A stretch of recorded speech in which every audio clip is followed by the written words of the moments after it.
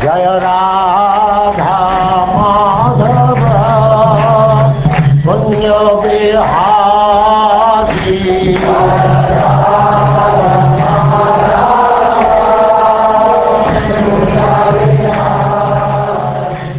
And now chapter 15. The saints Narada and Angira instruct King Chitraketu.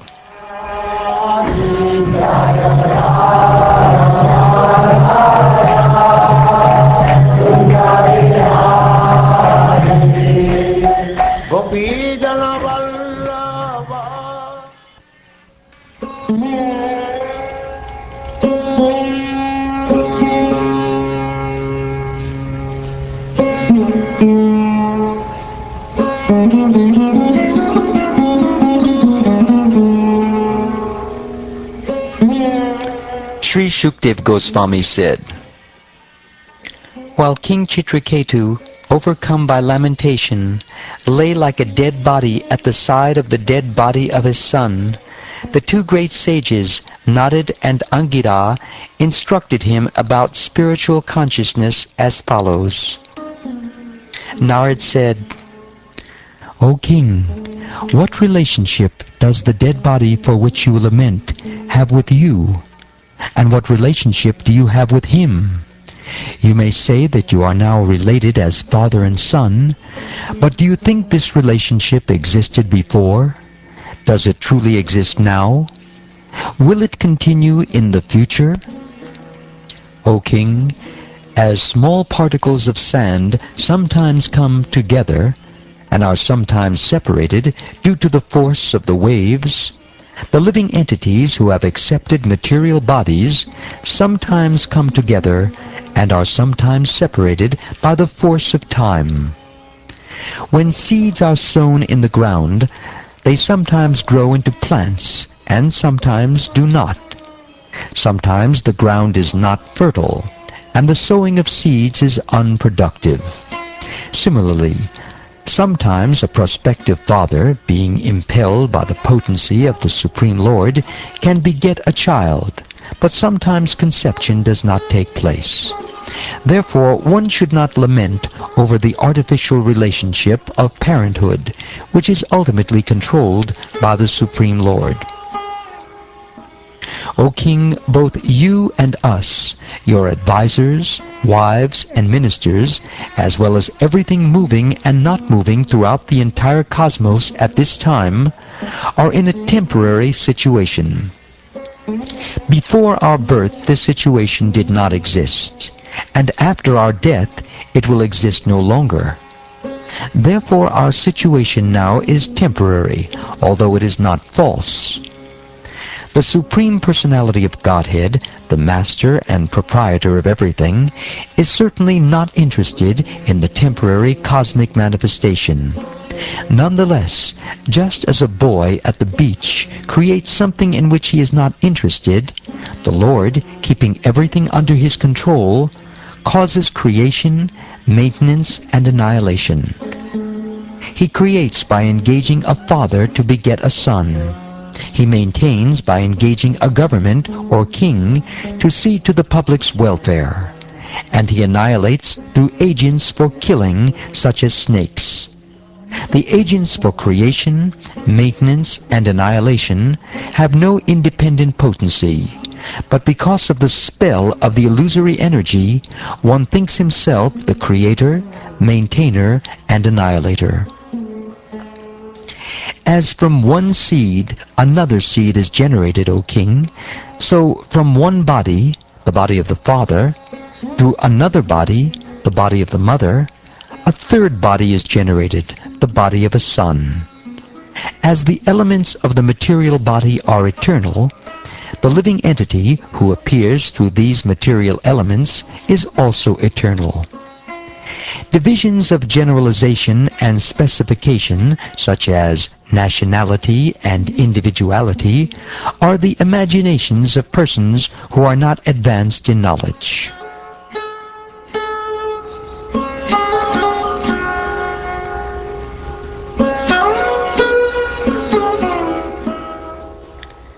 Sri Shukdev Goswami continued, Thus enlightened by the instructions of Narada and Angira, King Chitraketu became hopeful with knowledge.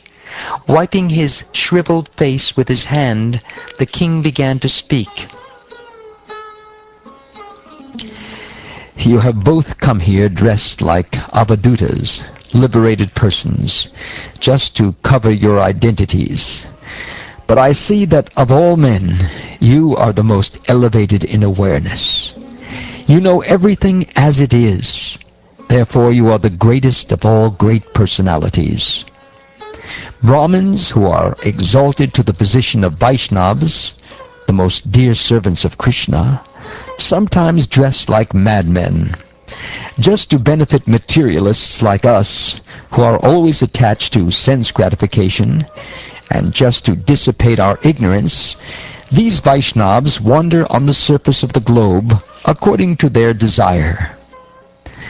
O great souls, I have heard that among the great and perfect persons wandering the surface of the earth to instruct knowledge to people covered by ignorance are Sanat Kumara, Narada, Ribu, Angira, Devala, Asata, Apantaratama, or Vyasdev, Markandeya, Gotama, Vasishta, Bhagavan Parashurama, Kapila, Shukdev, Durvasa, Yagnavalkya, Chatukarna, and Aruni. Others are Romasha, Chavan, Dattatreya, Asuri, Patanjali, the great sage Domya, who is like the head of the Vedas, the sage Panchashika, Hiranyanaba, Kaushalya, Shrutadev, and Ritadvaj. You must certainly be among them. Because you are great personalities, you can give me real knowledge. I am as foolish as a village animal, like a pig or a dog, because I am merged in the darkness of ignorance. Therefore, please ignite the torch of knowledge to save me. Angira said, My dear king, when you desired to have a son, I approached you. Indeed, I am the same Angira Rishi who gave you this son. As for this Rishi, he is the great sage Narada, the direct son of Lord Brahma. My dear king, you are an advanced devotee of the Supreme Personality of Godhead. To be absorbed in lamentation for the loss of something material is unsuitable for a person like you. Therefore, we have both come to relieve you from this false lamentation, which is due to your being merged in the darkness of ignorance. For those who are advanced in spiritual knowledge, to be affected by material loss and gain is not at all desirable. When I first came to your home, I could have given you the supreme transcendental knowledge, but when I saw that your mind was absorbed in material things, I gave you only a son who caused you jubilation and lamentation. My dear king, now you are actually experiencing the misery of a person who has sons and daughters. O king, owner of the state of Shurasena, one's wife, his house, the opulence of his kingdom, and his various other opulences and objects of sense perception are all the same in that they are temporary. One's kingdom, military power, treasury, servants, ministers, friends, and relatives are all causes of fear, illusion, lamentation, and distress. They are like a Gandharva Nagara, a non-existent palace that one imagines to exist in the forest.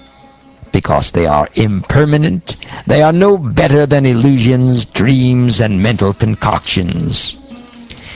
These visible objects, like wife, children, and property, are like dreams and mental concoctions. Actually, what we see has no permanent existence. It is sometimes seen and sometimes not. Only because of our past actions do we create such mental concoctions, and because of these concoctions we perform further activities. The living entity in the bodily conception of life is absorbed in the body, which is a combination of the physical elements, the 5 senses for gathering knowledge, and the 5 senses of action, along with the mind. Through the mind, the living entity suffers 3 kinds of tribulations. Adibodhika, or those which come to us from other living entities. Adidaivika, or those which come to us from the demigods in natural disturbances like floods or earthquakes. And Adhyatmika, or those that arise from our own bodies and minds. Therefore, this body is a source of all miseries. Therefore, O King Chitraketu, carefully consider the position of the Atma. In other words, try to understand who you are, whether body, mind, or soul. Consider where you have come from, where you are going after giving up this body, and why you are under the control of material lamentation.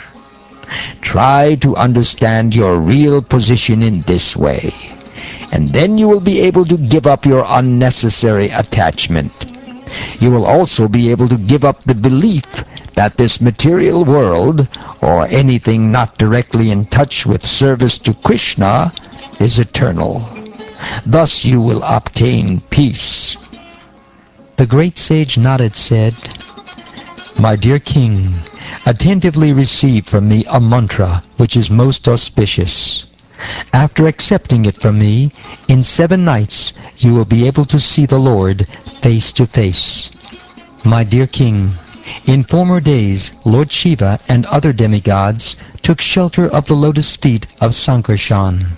Thus they immediately got free from the illusion of duality and achieved unequaled and unsurpassed glories in spiritual life. You will very soon attain that very same position."